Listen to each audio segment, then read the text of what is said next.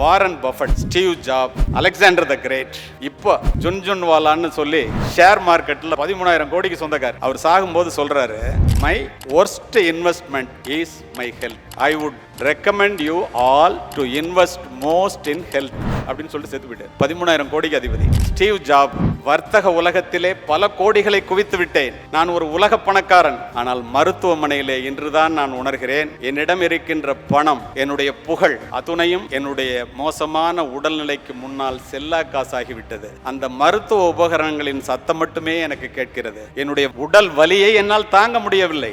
எத்தனை கோடி கேட்டாலும் அதை நான் கொடுப்பதற்கு தயார். இந்த வலியை யாராவது எடுத்துக்கொள்ள வேண்டும் என்றால் நான் தவறு செய்து விட்டேன். பணத்தை விட மிக முக்கியமானது உடல் நலம்தான் என்பதை தயவு செய்து எல்லோரும் தெரிந்து கொள்ளுங்கள் என்று சொல்லிவிட்டு செத்து போனவன் உலக பணக்காரர்களிலே ஒருவன். இதெல்லாம் எதுக்கு சொல்றேன்னா, இப்போ உடல் நலம், வாழ்வினுடைய முதன்மையான செல்வமும் முதலான செல்வமும் உடல் நலமே. உடல் நலத்தினுடைய உயிர் கோட்பாடு உடற்பயிற்சி.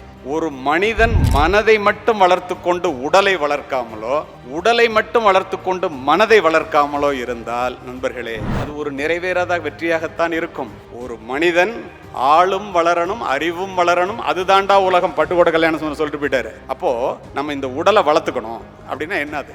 ஒரு வாரத்துக்கு 168 மணி நேரம். 1 மணி நேரத்தை ஒரு வாரத்திற்கு உங்கள் உடல் நலத்திற்காக நீங்கள் செலவு செய்தால், இல்ல நான் ரொம்ப பிஸியா இருக்கேன், எனக்கு அதுக்கெல்லாம் நேரம் இல்லை அப்படின்னா, பொள்ளாச்சியிலேருந்து நான் சென்னைக்கு போறேன், ரொம்ப பிஸி, ரொம்ப அவசரம், பெட்ரோல் போடுறதுக்கு நேரம் இல்லை அப்படின்னா, உங்களுடைய பயணம் எப்படி பாதியிலேயே தடைப்பட்டு போய்விடுமோ நண்பர்களே. உடல் நலத்திற்காக நீங்கள் நேரத்தை ஒதுக்கவில்லை என்றால் நம்முடைய பயணம் பாதியிலேயே தடைப்பட்டு போய்விடும். இதில் எந்த விதமான மாற்று கருத்தும் இல்லை.